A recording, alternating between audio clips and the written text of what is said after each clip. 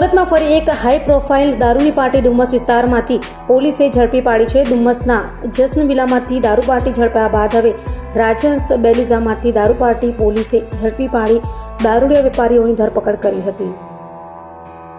સુરતના Dumas police station હદ વિસ્તારમાં ફરી એકવાર દારૂ પાર્ટી ઝડપાઈ છે। રાજહંસ બેલીઝામાં બી ટાવરના ફ્લેટ નંબર 1370માં ચાલતી પાર્ટી પર પોલીસે દરોડા પાડ્યા હતા। પોલીસે સ્થળ પરથી 14 દારૂની બોટલ, 8 મોબાઈલ ફોન અને એક કાર સહિતનો મુદ્દામાલ જપ્ત કર્યો છે। જ્યારે પોલીસે સ્થળ પરથી દારૂડિયા વેપારીઓ જેમાં અનુપમ પાંપડિયા, ગોપાલ રાઠી, ધીરજ પાંપડિયા, આનંદ પાંપડિયા, મુદસર માકડા અને ગગન ચાંદકની ધરપકડ કરી હતી।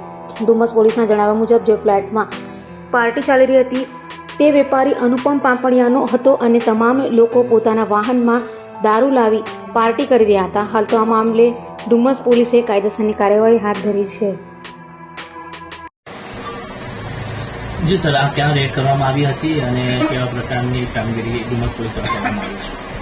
माननीय पोलीस कमिश्नर श्री सूरत शहर वाबांग जमीर साहेब नाओनी सूचना आधारे विस्तारमा प्रोहिबिशननी प्रवृत्ति डामवा माटे सूचना आपेल हती। जे आधारे डुम्मस पोलीस स्टेशन रात्रे पेट्रोलिंगमां हती। ए दरमियान बातमी मळेल हती કે રાજહંસ બેલીઝામાં એક ફ્લેટમાં કેટલાક કિસ્સાઓ દારૂની પાર્ટી કરી રહેલ છે। જે આધારે અમોએ અમારી ટીમ સાથે રેડ કરતા રાજહંસ બેલીઝામાં બી ટાવરમાં કેટલાક કિસ્સાઓ એક રૂમમાં દારૂની પાર્ટી કરતા પકડાઈ ગયેલ છે। સર, આ ફ્લેટ કોનો હતો અને કેટલી દારૂ ત્યાંથી મળી આવી છે?